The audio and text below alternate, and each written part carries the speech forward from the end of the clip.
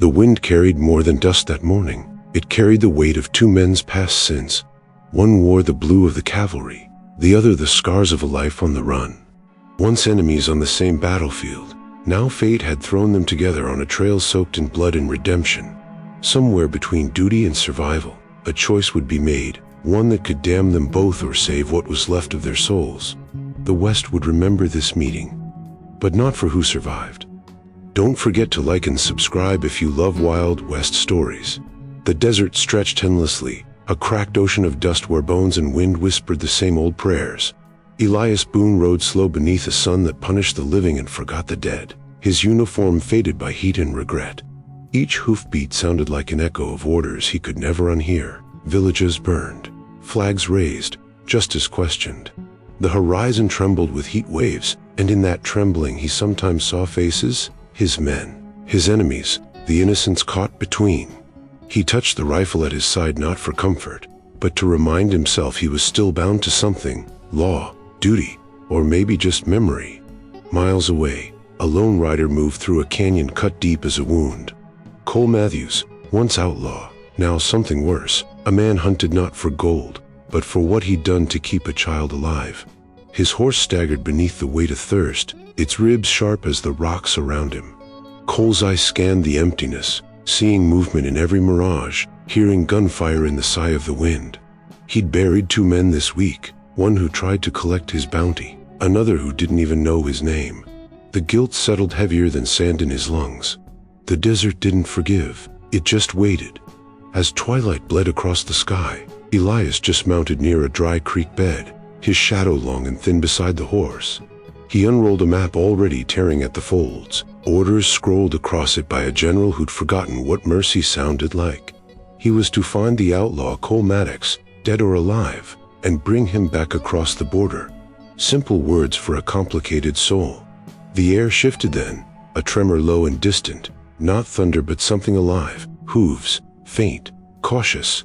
Elias turned toward the sound, hand tightening on the reins. Somewhere beyond the ridge, Cole heard it too, that rhythm that always preceded a decision, run or fight. The sun slipped away, and the desert turned to iron and shadow.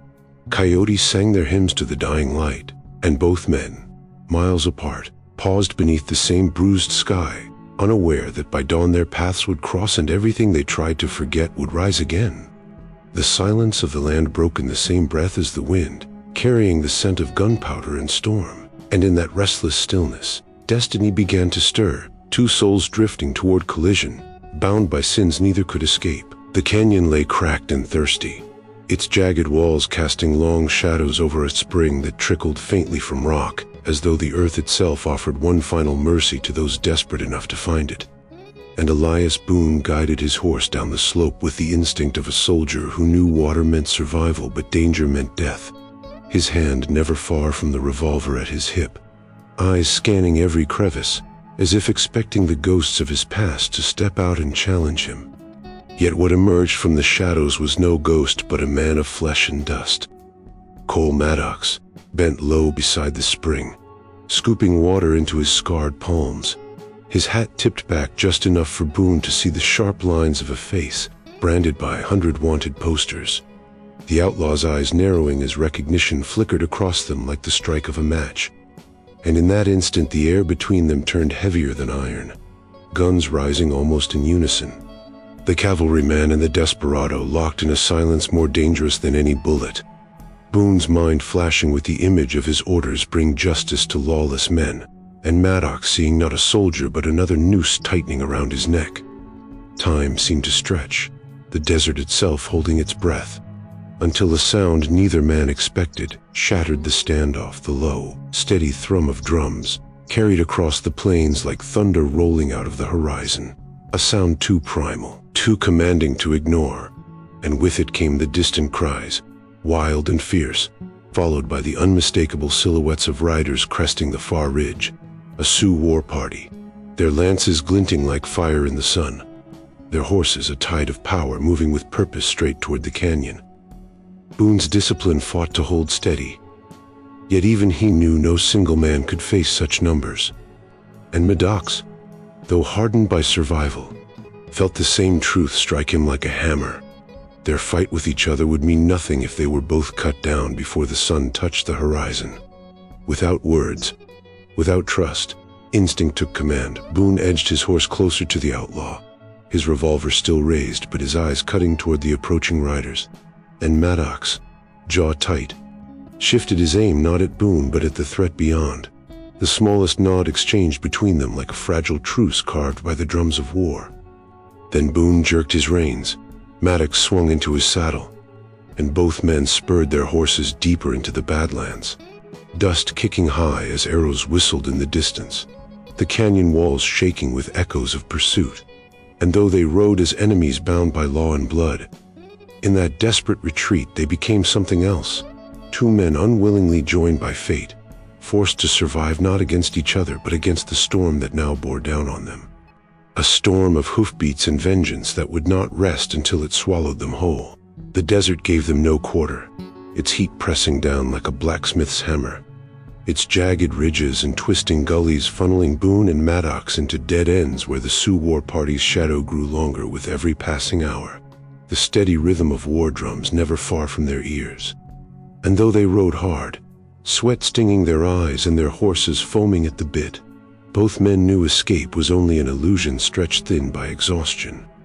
Boone, ever the soldier, barked orders as if his uniform still carried the weight of command, his voice sharp with the clipped cadence of a man who had drilled obedience into boys until they bled, pointing out ridgelines, calculating distances, insisting on conserving ammunition and rationing water, his discipline forged in blood and hierarchy, while Maddox rode beside him with a crooked grin hidden beneath the dust, mocking Boone's rigidity with sharp retorts, telling him that rules had no place in a land where death hunted faster than law.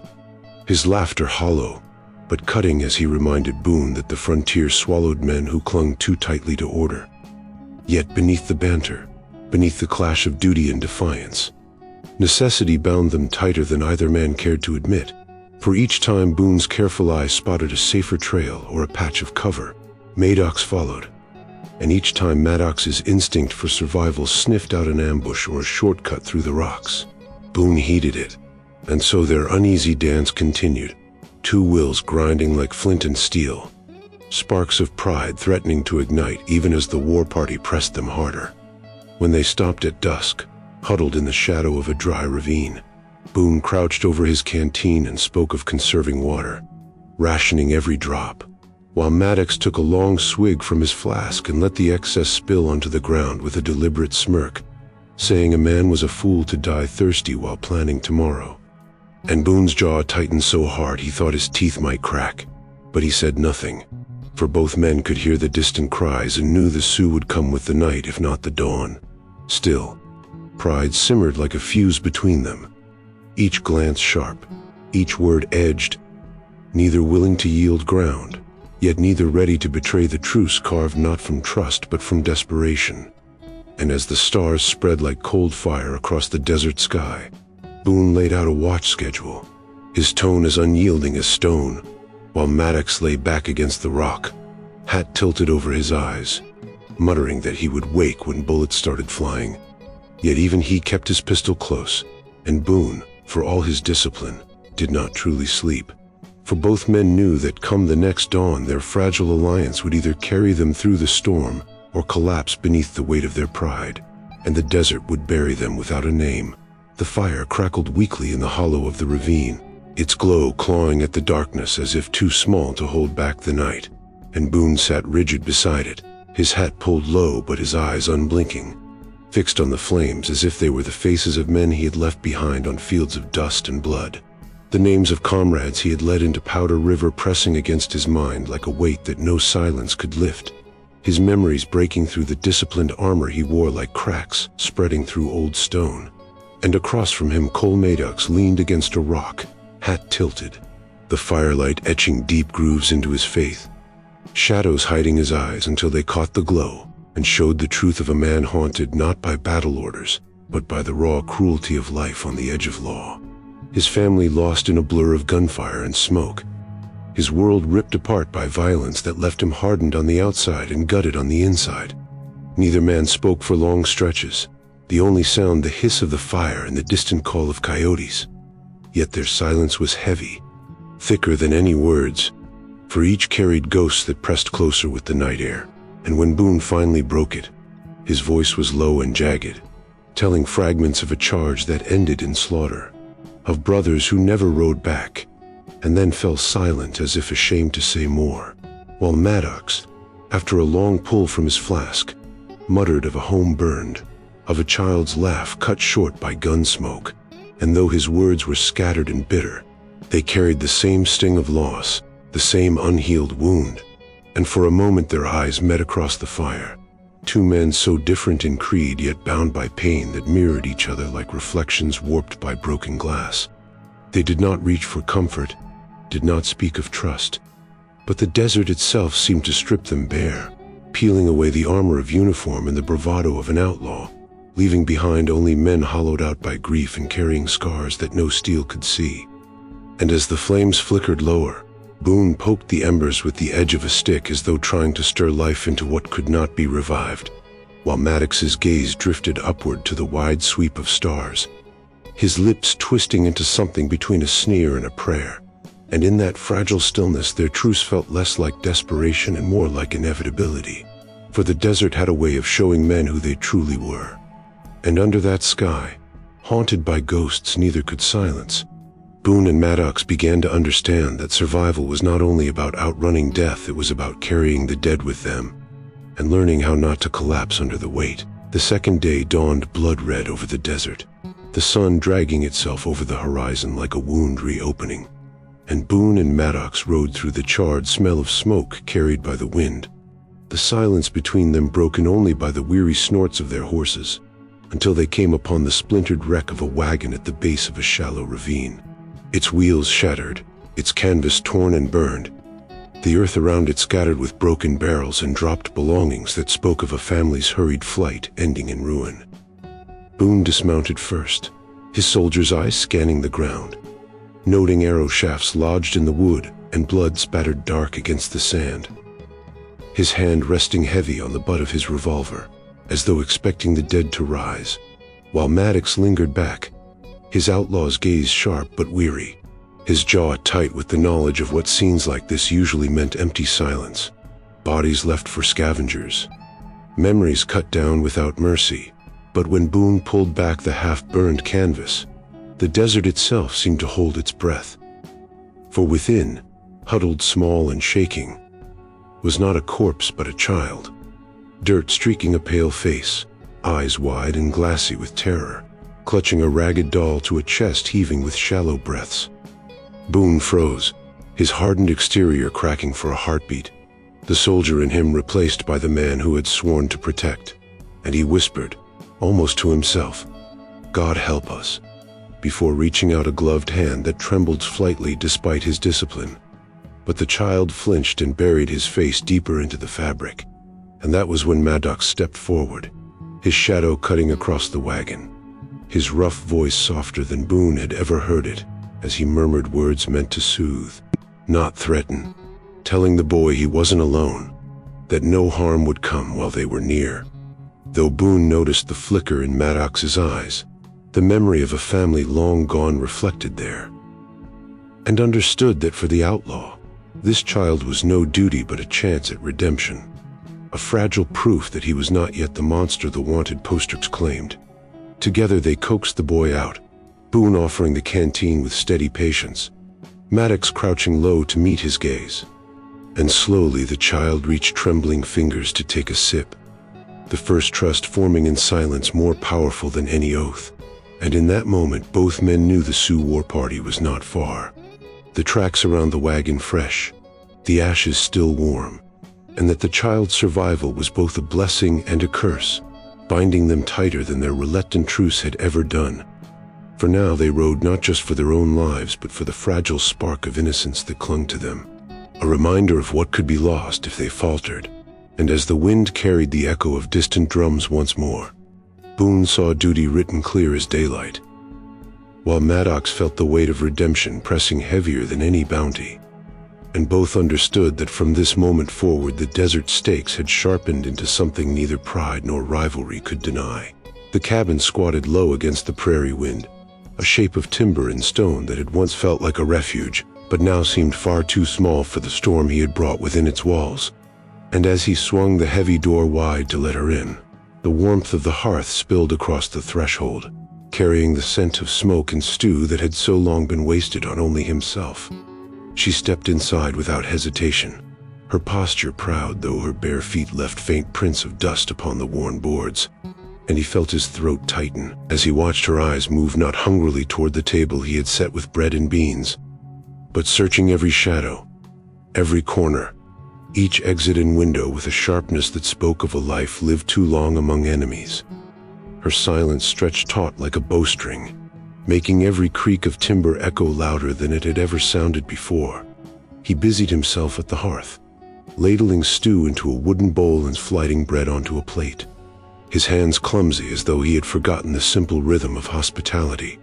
And when at last he placed the meal before her, she did not thank him with words but with a single glance, measured and cool, before lowering herself cross-legged upon the bench and beginning to eat, each motion deliberate, her fingers steady, her jaw working as if every bite were taken not from hunger alone but from the resolve to show she could not be broken even by kindness. The crackle of the fire filled the silence between them, mingling with the soft scrape of her spoon against the bowl, and he sat opposite her, his own meal untouched, studying the way her eyes flickered constantly, not in fear, not even in suspicion, but in vigilance, scanning the shadows as though expecting danger to step from them at any moment. And in that quiet scrutiny he realized how loud his home had become. Every creak of the rafters, every sigh of the wind, every small pop of sap in the fire made strange and alive by her presence, humming with a tension that had never existed when it was only him. He remembered how the house had once been smothered in silence, the kind that weighed like a coffin, meals eaten with only his own thoughts for company, nights passed listening to the lonely song of coyotes, days spent plowing fields that fed no one's gratitude but his own. And though he had grown used to it, had convinced himself that solitude was a shield, tonight he felt that silence shattered into 1,000 pieces, replaced by the invisible hum of a stranger's guarded breath, the soft clink of a spoon, the steady scrape of her boot against the floor. And he knew with a certainty that startled him that his cabin, once empty as the sky itself, would never be the same. She finished at last, setting the bowl down without comment, her eyes meeting his across the table in a gaze that held no gratitude, no surrender, only a wordless declaration that she remained her own, bound to no man even here. And in that moment he felt the weight of what he had done settled deeper than ever before. He had brought her here to end his loneliness. Yet what filled the cabin now was not companionship but a tension sharp enough to cut, a silence alive with unspoken truths. And though he did not understand it, though he could not name the force that had driven him to raise his hand at the auction, he knew as he stared into her unyielding eyes that the quiet life he had once clung to was gone forever. The canyon swallowed them whole, its walls rising sheer and jagged, narrowing to a throat of stone where the sun only spilled in thin streaks.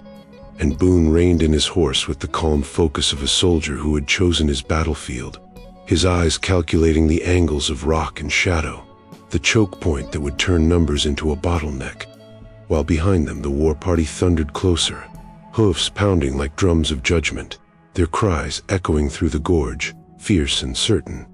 Boone slid from his saddle, lifted the boy down, and pressed him against the shelter of a boulder with a firm hand and a low command to stay hidden, then turned with his rifle in hand, his movements crisp, deliberate, as if he were back on a line with brothers awaiting the bugle's call. But beside him Maddox moved like fire and smoke, quick and restless, his revolvers drawn, his grin, a mask stretched thin over the raw desperation of a man who had outrun death too long to fear it now. And when the first wave of Sioux riders burst into the canyon, arrows slicing the air with a deadly whistle, Boone and Maddox answered as one, rifle cracks ringing steady and sharp, revolvers roaring like rolling thunder, bullets finding marks in the chaos. Boone called his shots with clip commands, adjusting his stance, conserving every round as though each bullet was a soldier's life, while Maddox lapped hoarsely between volleys, firing fast, reckless, but deadly. His instincts honed on back alley ambushes and frontier duels, and though their styles clashed in rhythm, together they became a single force, Boone's steadiness covering Maddox's fury, Maddox's wild aggression breaking the enemy's momentum where Boone's discipline held the line. Shoulder to shoulder they fought as if they had been forged for this moment, enemies by oath but bound by survival's crucible. Their boots planted in the dust as arrows shattered against stone and ricocheted sparks into the air. The canyon rang with chaos, horses rearing, men shouting, the boys' frightened sobs muffled against the rock. But neither Boone nor Maddox wavered, their eyes locked forward, their bodies moving with a strange unity born not of trust but of necessity, until the war party faltered, regrouping at the mouth of the canyon. Their numbers still strong, but their certainty shaken by the resistance of two men who refused to break. Boone reloaded with methodical precision, sweat streaking his brow, his voice steady as he muttered the next plan, while Maddox spun a revolver back into its holster and snatched up a fallen rifle, grinning through gritted teeth as he barked that the only plan worth a damn was to keep killing until no one was left standing. And Boone, for once, did not argue, because in that narrow throat of stone, with the enemy pressing and death licking at their heels, their differences no longer mattered, only the rhythm of survival that bound them. Two men fighting not for glory or vengeance, but for a boy who had no voice but his sobs, for a sliver of hope in a canyon carved from dust and fire. The canyon burned with the roar of rifles and the shrill whistle of arrows, dust churning beneath the thunder of hooves. And Boone, steady as a stone until now, stood tall from behind a jagged rock to fire a shot that felled a rider charging too close. But in that exposed moment, fate struck a shaft hissing from the shadows, slicing through the smoke and sinking deep into his side just beneath the ribs, the force spinning him half around before he staggered and dropped to one knee, his rifle clattering onto the stone. Pain tore through him like fire in his veins, his breath ragged, yet still he gritted his teeth and tried to rise, muttering orders through clenched jaw as though sheer will might keep the battle from slipping. But Maddox saw the blood soaking through the soldier's uniform, saw Boone's knees buckle again as another wave of riders pressed closer, and in that instant, the outlaw's world narrowed to a choice as sharp as the arrow's head: leave Boone to bleed out, buy himself and the boy a slim chance by slipping into the shadows, or do the unthinkable, risk his own neck to drag the very man who had sworn to put him in a noose. His heart hammered like a drum, survival's instinct screaming for flight, but something deeper surged against it, a memory of laughter long silenced, a face of a child not so different from the boy cowering in the rocks. And before he could think himself out of it, Maddox was moving, cursing Boone as a fool even as he grabbed him under the arms, hauling the soldier's dead weight with a strength born of desperation, bullets sparking off stone and arrows thudding around them as he half carried, half dragged him toward a cleft in the canyon wall. Boone tried to shove him off, tried to gasp out that he should go, that duty meant Boone's life was worth less than the boy's safety. But Maddox snarled through gritted teeth, "Shut up, soldier, I ain't bearing you today," before heaving him into cover, his own chest heaving with exertion as he fired wildly back at their pursuers, not aiming so much as forcing space with noise and fire. The boy scrambled to Boone's side, wide-eyed with terror, pressing small hands against the spreading stain of blood, while Boone's face twisted with pain, but his gaze burned with something else: shock, disbelief, maybe even the beginnings of respect for the outlaw who chose to save him instead of running. Arrows still rained, one slicing through Maddox's sleeve, another splintering inches from his boots, but he held the line, reloading with frantic speed, his mind no longer on survival alone but on keeping Boone alive. Because in this moment morality was not etched in law or bounty posters, it was carved in fire, and it bound him to a man who should have been his enemy, yet now was his burden, his comrade, and perhaps, against all odds, his brother in arms. Dawn bled slowly over the canyon, painting the ragged stone walls in muted gold while the desert wind carried away the smoke of the night's battle. And from the shadows staggered three figures: Elias Boone, pale and stiff but alive, despite the arrow wound bound tight beneath his uniform; Cole Maddox, weary to the marrow with powder burns streaking his hands and dust clinging to every crease of his face. And between them the boy, clutching his ragged doll with both arms yet walking under his own small strength, his wide eyes holding the memory of fear but also the spark of survival that had carried him through the fire. The war party had withdrawn with the night, their voices fading into the distance, leaving behind only the silence of the canyon broken by the labored breaths of men who had fought until they could fight no more. And Boone leaned heavily against the stone as they climbed from the ravine, his body trembling but his spirit unyielding, his eyes turning to Maddox with a look that was neither command nor judgment but something deeper, an acknowledgement that went beyond words, for the outlaw had chosen to save him when leaving would have been easier, had carried him through fire and arrows with a defiance that no law could measure. And in that gaze Boone saw not a desperado branded by sin but a man, flawed and scarred, yet capable of honor as fierce as any soldier's. Maddox met that gaze with his own, his grin gone, replaced by the weary gravity of a man who had spent his life mocked by fate, yet had found, in the crucible of battle, a reason to stand beside the very enemy sworn to drag him to the gallows.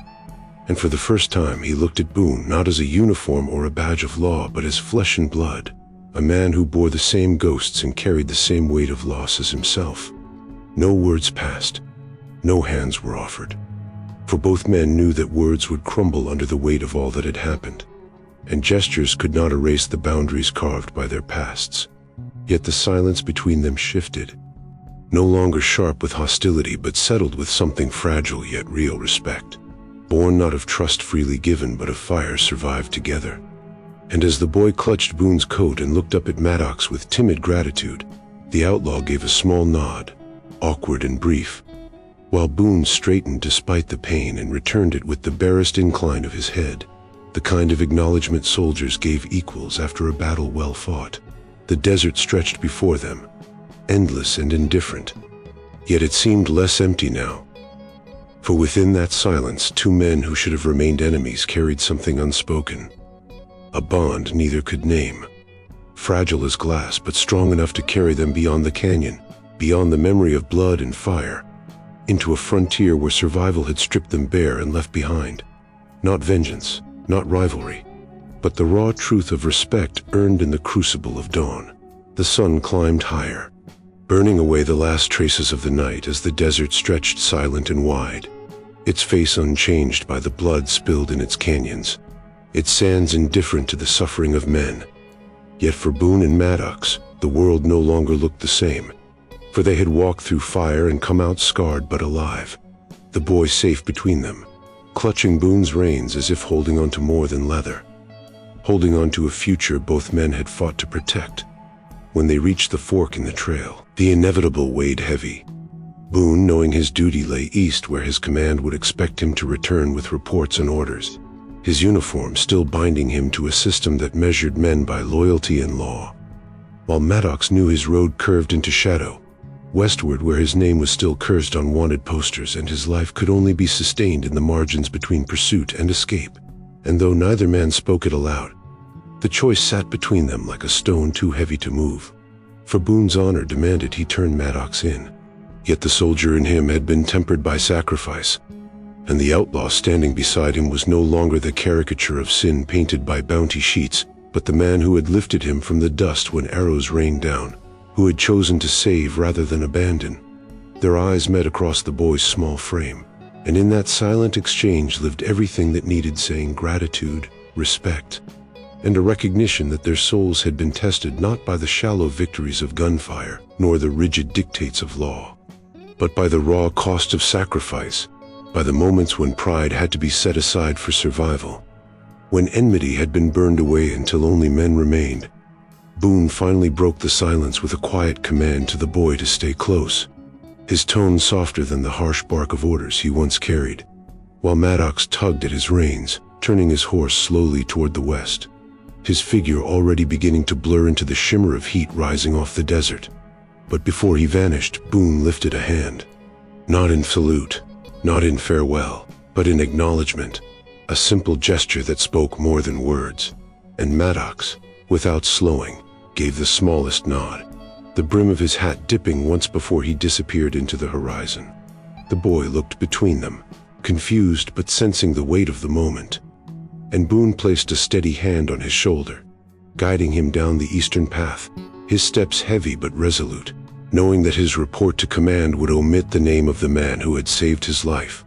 For some truths belong to the desert alone, and as the wind picked up, carrying grit across the trail, the land remained unchanged. Sun, stone, silence, but within the hearts of Boone and Maddox everything had shifted.